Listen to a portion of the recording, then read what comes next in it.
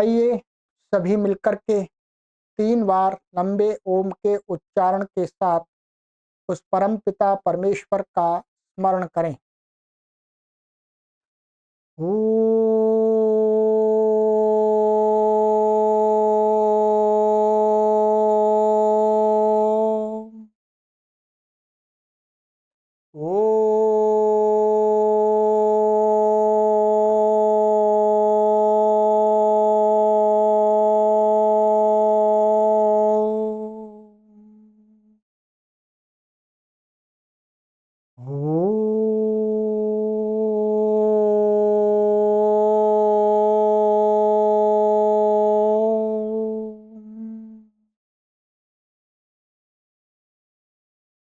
सभी को सादर नमस्ते। सनातन वैदिक धर्म यूट्यूब चैनल में आप सभी का हार्दिक अभिनंदन करते हैं। आइए मित्रों, महर्षि पतंजलि द्वारा प्रणीत योग दर्शन का स्वाध्याय कर रहे हैं। आज इस स्वाध्याय की श्रृंखला में हम 27वीं कक्षा को आपको पढ़ाएंगे। पीछे की सभी कक्षाएं यदि क्रम से पढ़नी है तो प्लेलिस्ट में कॉलम बना दिया है योग दर्शन, उस पर क्लिक करके आराम से जब चाहे तब पढ़ सकते। ठीक है। गत कक्षा में हमने आपको 4 सूत्र पढ़ाए थे, जिसमें हमने बताया था कि अस्मिता, राग, द्वेष, अभिनिवेश ये क्या होते हैं। 4 अविद्या तो हमने पिछली कक्षा में जान ली थी। ठीक है, चलिएगा पुस्तक कॉपी को ओपन कर लीजिएगा। आरंभ करते हैं बिना किसी विलंब के। अच्छा,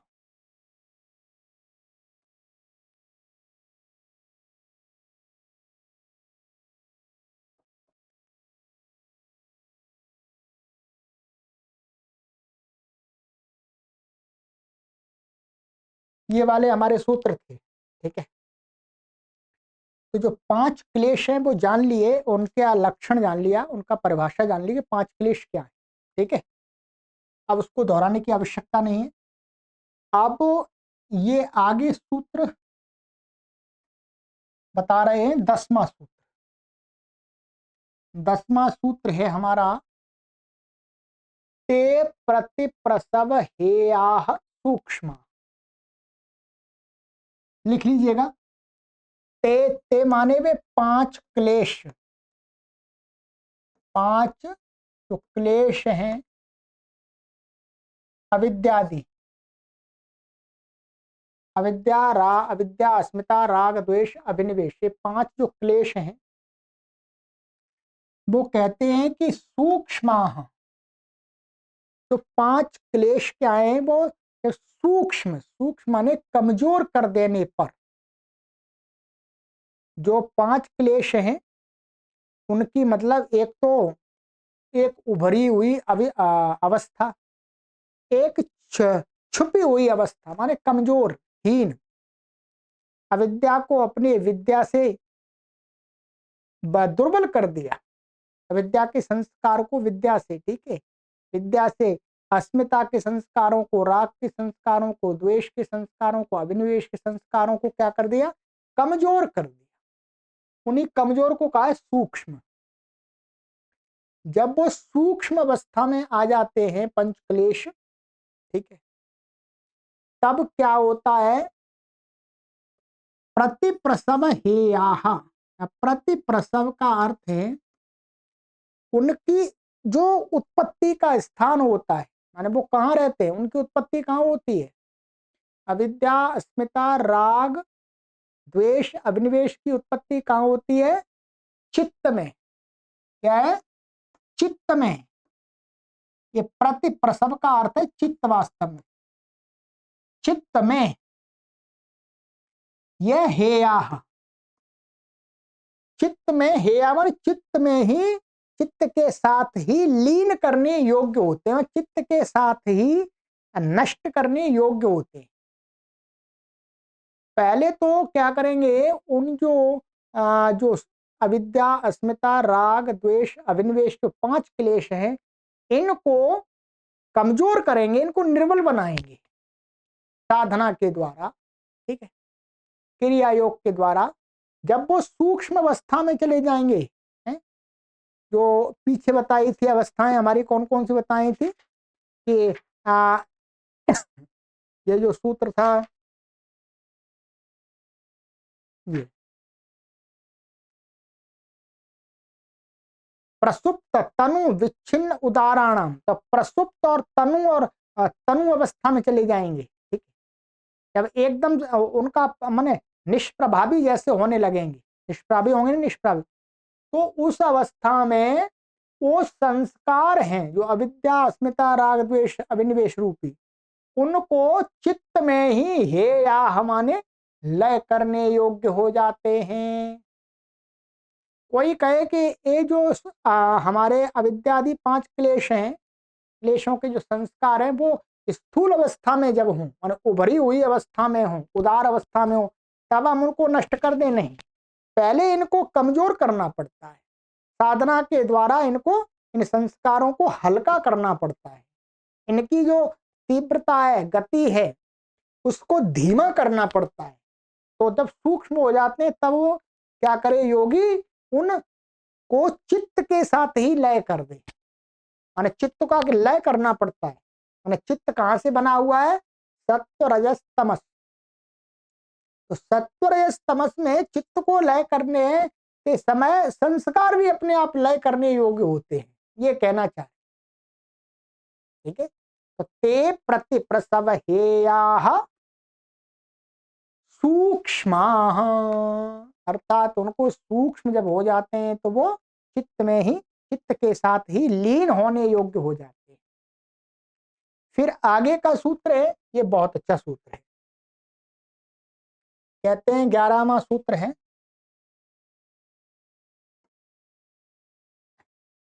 ध्यान हेयास्तद वृत्तयः, लिख लीजिए, ध्यान हेयास्तद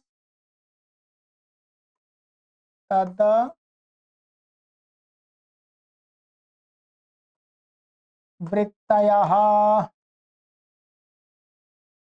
ठीक है, ध्यान हेयास्तद वृत्तयः, ये कहते हैं कि जो जो क्लेशों की वृत्तियां हैं, यहाँ पर है, ये अलग अलग शब्द हैं, ध्यान हेया, ये विसर्ग है, वास्तव में ये क्या है, ऐसा विसर्ग है, ध्यान हेया तद वृत्त है, तद का अर्थ है क्लेश, तो 5 क्लेश हैं, उनकी वृत्तियां, वृत्तियां उनके, उनका जो संस्कार है, तो उनकी वृत्तियां कहते हैं ध्यान हेया, ध्यान के द्वारा, माने ध्यान के द्वारा हटाने योग्य होती है।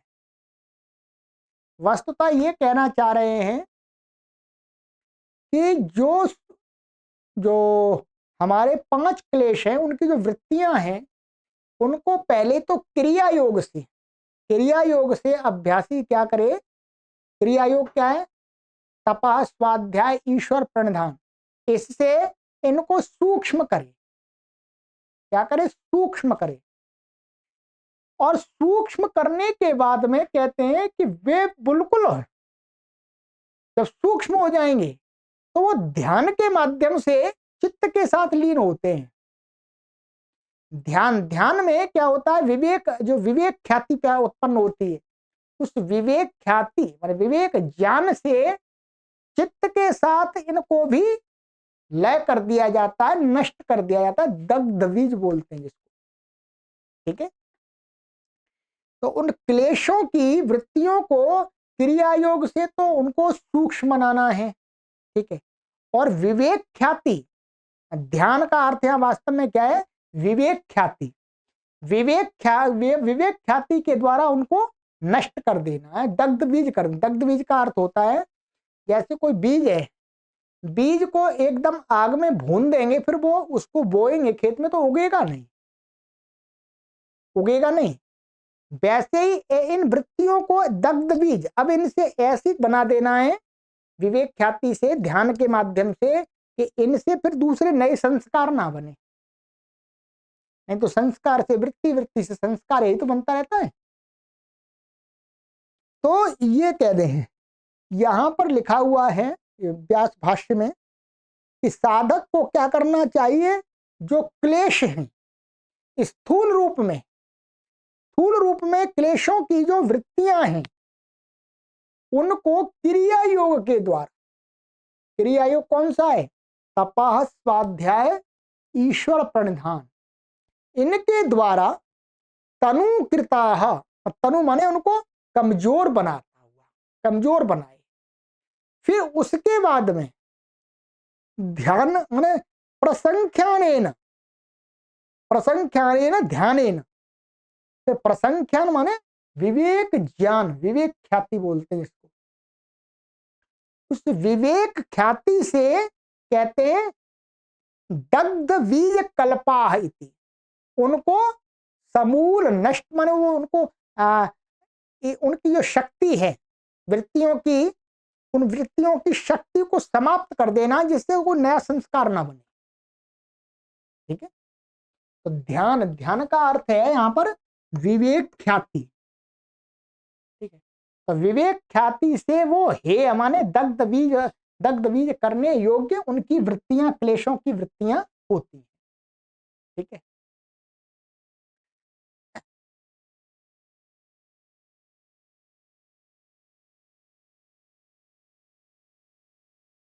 तो ये हो गया। तो इन दोनों सूत्रों का जो सार निकल के आता है वो सार ये निकल के आता है कि जो संस्कार, जो क्लेशों की जो वृत्तियां होते हैं, पांचों क्लेशों की, उन वृत्तियों को पहले क्रिया योग से निर्बल करना चाहिए। क्रिया योग में तप, स्वाध्याय और ईश्वर प्रणिधान रूपी साधना के माध्यम से उनको अपने अविद्या को, अपनी अस्मिता को, अपने राग को, अपने द्वेष को, अपने अभिनिवेश को कमजोर करना चाहिए। फिर ध्यान के द्वारा, ध्यान का मतलब वो आंख वाला नहीं है जो यहां पर बताया था, विवेक ख्याति रूपी ज्ञान। विवेक ख्याति कहां मिलती है, प्रथम प्रज्ञा समाधि में। तो उस विवेक ख्याति रूपी ज्ञान से, विवेक ख्याति से उन वृत्त क्लेशों की जो वृत्तियां सूक्ष्म हो गई हैं उनको भी दग्ध बीज कर देना। दग्ध बीज माने उन वृत्तियों से फिर दोबारा नया संस्कार ना बने, इस रूप में उनको लाना होता है साधक को। ये हो गया। चलिएगा अब चलते हैं आगे। आगे का हमारा सूत्र है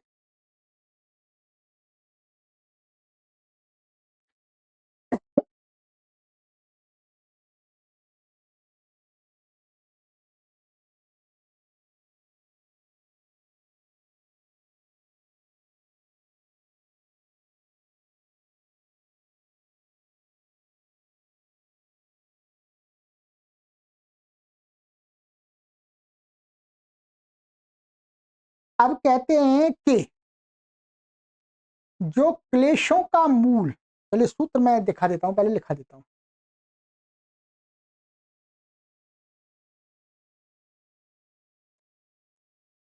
बारह,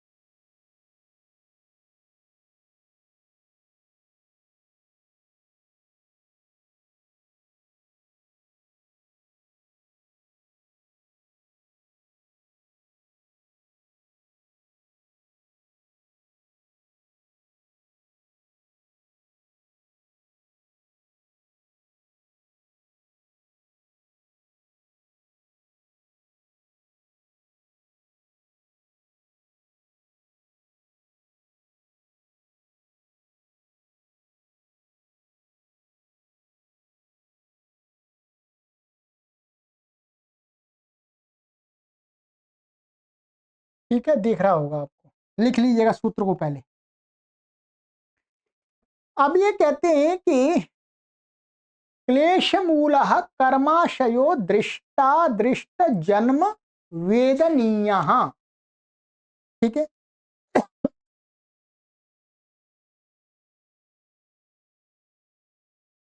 अब इस सूत्र में ये बता रहे हैं कि ये जो 5 क्लेश हैं, ये 5 क्लेश हैं, ये मनुष्य को दुख देने के कारण कैसे बनते हैं? क्या है? ये दुख देने में हेतु कैसे बनते हैं?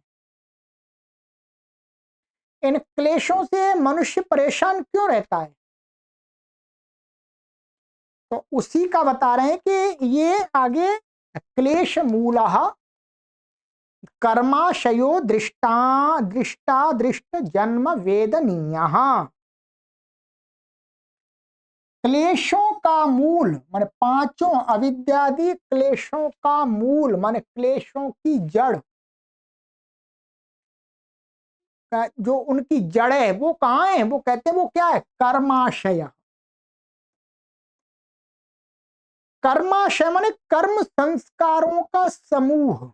समूह कोई ढेर नहीं होता, बस माने माने अनेक असंख्य कर्म, जो राशि है, असंख्य कर्म जो है, असंख्य कर्मों का जो समूह है, वो क्या है? क्लेशों का मूल है। ये क्लेश वहां से बनते हैं, इसमें से निकलते रहते हैं। जो कर्मों का समूह है, कर्म संस्कारों का समूह, जो भी हम कोई कर्म करते हैं उसका कोई संस्कार बन जाता है, फिर उस संस्कार से ही अविद्या, अस्मिता, राग, द्वेष, अभिनिवेश ये बनते हैं। तो वही कहते हैं कि क्लेश मूलः कर्माशयः, क्लेशों का जो मूल है वो क्या है? कर्माशय, कर्मों का, हमारे कर्मों का समूह, कर्म संस्कारों का समूह। और वो कहते हैं वह किस रूप में हमें दुख देता है? जो क्लेशों का मूल जो कर्माशय है, ठीक है, वो कहते हैं कि दृष्ट और अदृष्ट, एक या 2 शब्द हैं, दृष्ट और अदृष्ट। जन्म, जन्म आप जानते हैं, और वेदनीय, वेदनीय माने माने अनुभव करने योग्य। दृष्ट का अर्थ है वर्तमान जन्म। क्या है? दृष्ट माने वर्तमान, और जन्म ये है ही, ठीक है, वर्तमान जन्म। और ये वाला अदृष्ट, अदृष्ट का अर्थ है भावी जन्म। भावी माने भविष्य में होने वाला जन्म। बीत गया उसकी तो कोई बात नहीं करनी है अभी। क्या है? अदृष्ट जन्म और वर्तमान, जब हो अदृष्ट जन्म माने वर्तमान जन्म में और भविष्य के जन्म में। भूत के जन्म की बात नहीं करेंगे अभी। भूत का क्या मतलब है? तो कर्माशय जिसको हम देख रहे हैं वो भूत में फल नहीं देगा। तो कहते हैं वो जीवात्मा के द्वारा, आत्मा के द्वारा वर्तमान जन्म में और भावी भविष्य के जन्म में कुछ हमारे संस्कार, जो कर्म संस्कार बचे रह जाते हैं, वो अगले जन्म में हमको भोगने पड़ते हैं।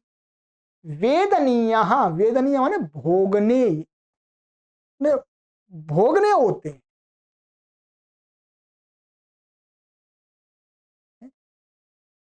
तो वही कहा, क्लेशों का मूल, कर्मों का जो संस्कार है, वह वर्तमान जन्म में और भविष्य के जन्म में भोगे जाने वाला होता है। इस जन्म में हम दुख सुख भोगते हैं, कर्मों का वही तो है। सुख का मतलब, सुख में भी दुख होता है वास्तव में, आनंद अलग है। तो सुख भी दुख मिश्रित होता है, और दुख भी सुख मिश्रित होता है वास्तव में। तो भविष्य में भोगे जाने वाले योग्य, ठीक है। अब यहां पर थोड़ा सा इन्होंने जो लिखा है, जो हिंदी के टीकाकार हैं, उन पर भी थोड़ा चर्चा कर लेते हैं। धर्म और अधर्म, पुण्य और पाप, ये 2 वर्गों के कर्माशय हैं। हमारा जो कर्मों के जो संस्कार बनते हैं वो क्या होते हैं? अच्छे बुरे। अच्छे को पुण्य बोल देते हैं, बुरे को पाप बोल देते हैं। काम, लोभ, मोह तथा क्रोध आदि की उत्पत्ति में वे कर्माशय ही और वर्तमान जन्म में भोगने के योग्य हैं। हमको क्रोध आ रहा है, हमको लोभ आ रहा है, तो हमारे अंदर लोभ के, क्रोध के और उसके संस्कार पहले से मौजूद हैं, उससे ही उत्पत्ति हो रही है। ठीक है, उससे और की उत्पत्ति हो रही है, फिर हमको वो क्या करना, भोगना पड़ता है। और वे वर्तमान में माने वे उत्पत्ति स्थान वे कर्माशय ही, माने कर्मों के संस्कार ही है, और वे कर्मों के संस्कार हमको क्या है, इस जन्म में अथवा अगले जन्म में भोगने पड़ते हैं। वेदनीय का अर्थ भोगने पड़ते हैं, ऐसा जानना चाहिए।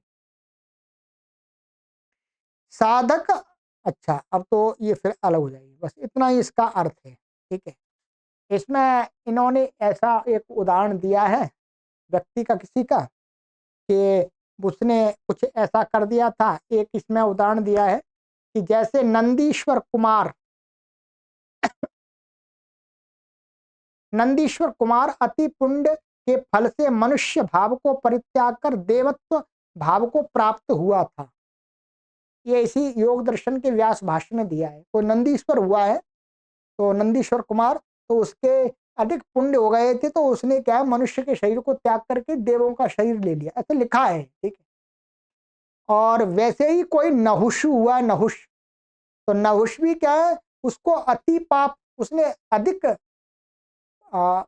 अपुण्य के संस्कार कर दिए, पाप के संस्कार, पाप कर्म के संस्कार हो गए, तो वो फल से देवराज इंद्र पद को प्राप्त होकर के भी इंद्रत्व भाव को परित्याग करके वो सर्प बन गया था।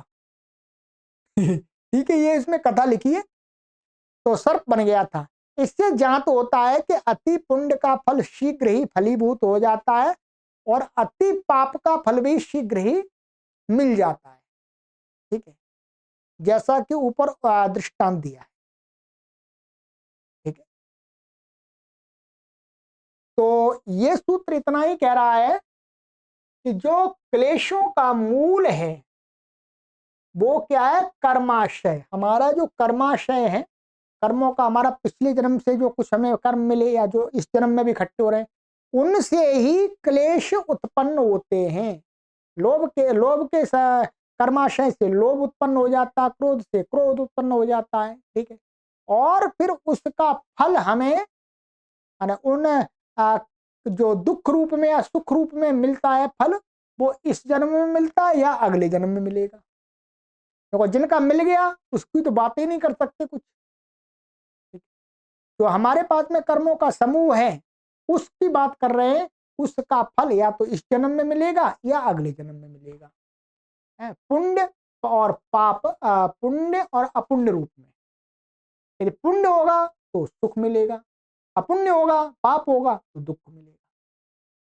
ठीक है, और मैंने ये भी बता दिया, सुख भी दुख से निश्चित होता है। जो सांसारिक सुख होता है वो दुख में, उसमें दुख मिला रहता है। तो इसलिए साधक क्या करता है, साधक आनंद की प्राप्ति करना चाहता है। इसकी आनंद की प्राप्ति। अब आ जाइएगा, अब और अच्छी बात बता रहे हैं ये आगे। ठीक, आगे कहते हैं,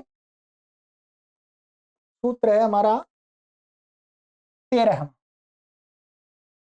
ये बहुत प्रसिद्ध सूत्र है, यदि आप योग परिपाटी से जुड़े हुए हैं तो अनेक बार सुना भी होगा। सत्य मूले तद विपाको जात्यायुर्भोगः। सत्य मूले तद विपाको,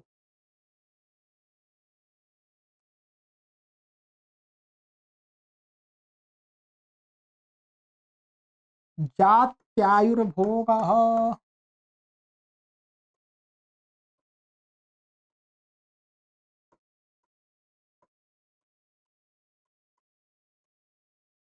ठीक है, सति मूले तद विपाको जात्यायुर्भोगः। मूल के विद्यमान माने मूल, मूल माने मूल है, मूल, मूल क्या है, क्लेशों का मूल कर्माशय। तो कर्माशय माने कर्मों के संस्कारों का समूह, माने कर्मों के संस्कारों की राशि, सती माने वर्तमान होने पर,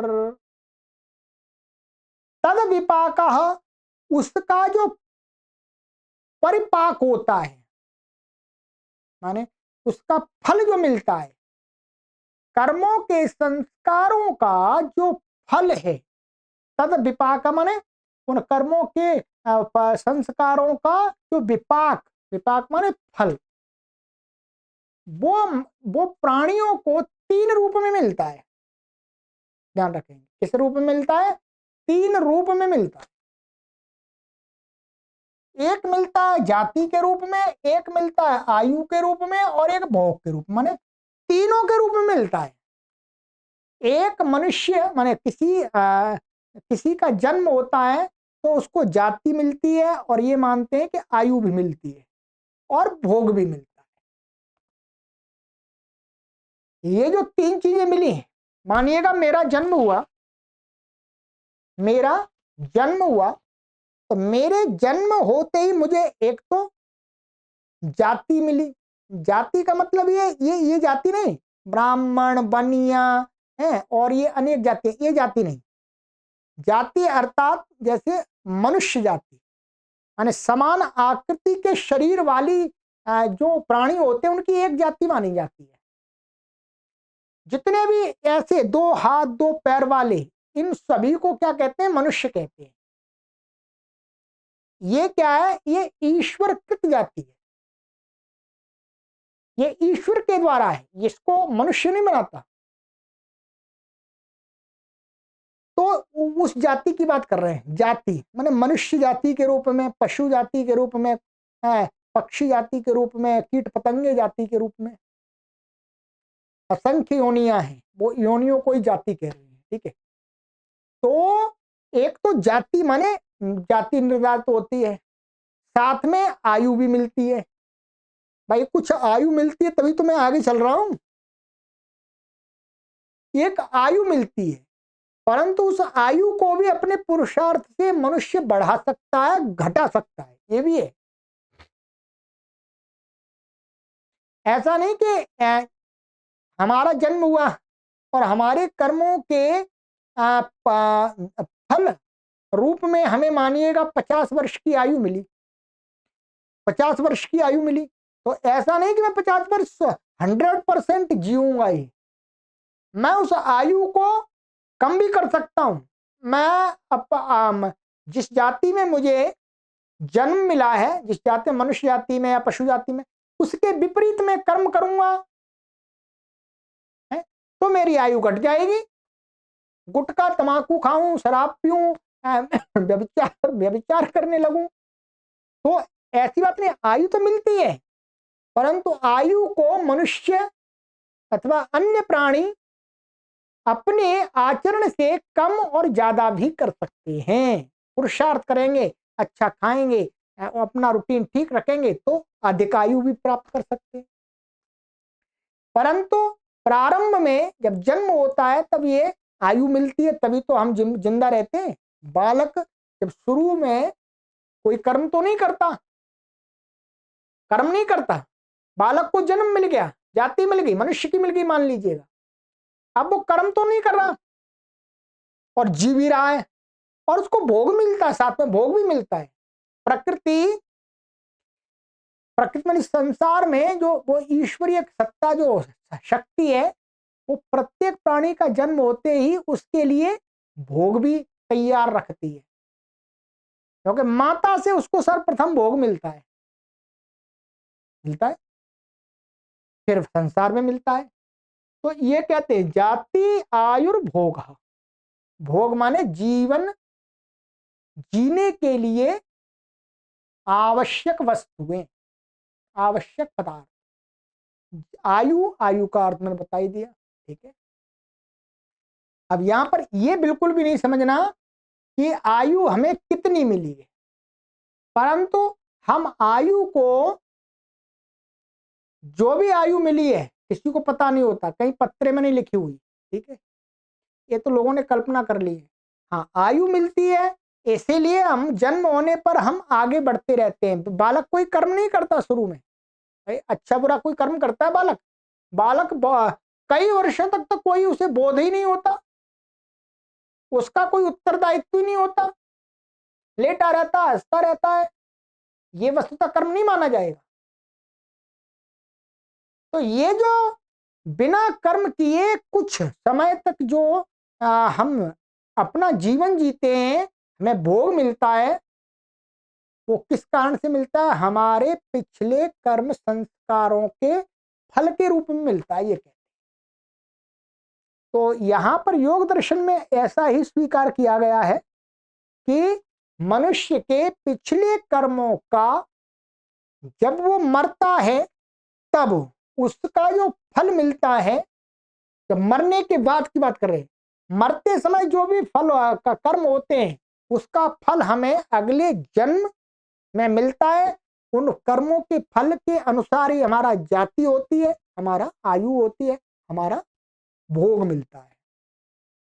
मनुष्य जन्म में आ गए तो हमको दूध मिलता है, ठीक है। किसी कीट पतंगे योनि में चले गए तो वहां दूध तो नहीं मिलता, उनकी माताएं दूध नहीं देती, हाँ कुछ की देती भी है, ठीक है। तो ये सब हमारे कर्म समूह के परिपाक का फल होता है, ठीक है। ऐसा भी नहीं है, ये तो पिछले, परंतु इस जन्म में भी हम कर्म करते हैं, उसका फल हमें इस जन्म में भी मिल जाता है, और जो बचा रहता है वो हमें अगले जन्म जाति आयु भोग के रूप में मिलता है, ये कहना चाह रहे हैं, ठीक है। तो ये बता दिया, सती मूले तद विपाको जात्यायुर्भोगा। सती मूले माने उस कर्माशय, मूल माने कर्माशय तो है, कर्माशय के विद्यमान रहने पर क्या मिलता है मनुष्य को? उसका जो फल रूप में, तद विपाक में उसका फल रूप क्या मिलता है, किस रूप में मिलता है? जाति आयु और भोग के रूप में, ठीक है। चलिएगा, ये है।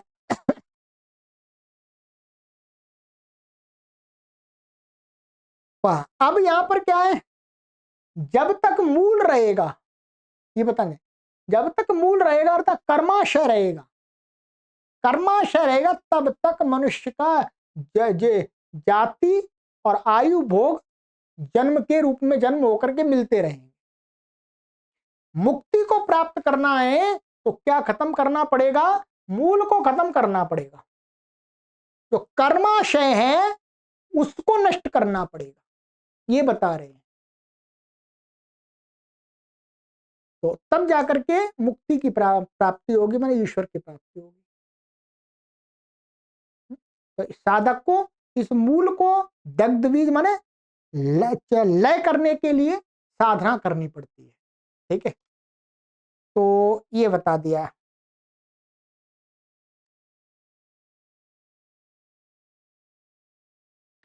और बस चलिएगा, अब अगली कक्षा में पढ़ेंगे, ठीक है। सभी को सादर नमस्ते।